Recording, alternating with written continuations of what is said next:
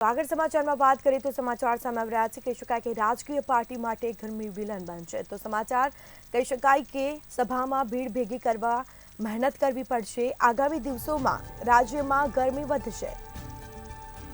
તો કહી શકાય કે રાજ્યના અનેક જિલ્લામાં હીટવેવની આગાહી વ્યક્ત કરવામાં આવી છે આગામી 5 દિવસ સૌરાષ્ટ્રમાં હીટવેવની આગાહી વ્યક્ત કરવામાં આવી છે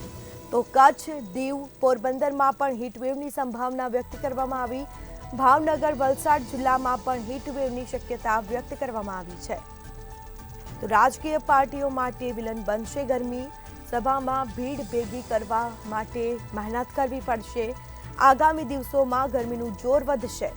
તો રાજ્યના અનેક જિલ્લામાં હીટવેવની શક્યતાઓ કરવામાં આવી છે તો આગામી 5 દિવસ સૌરાષ્ટ્રમાં હીટવેવની આગાહી વ્યક્ત કરવામાં આવી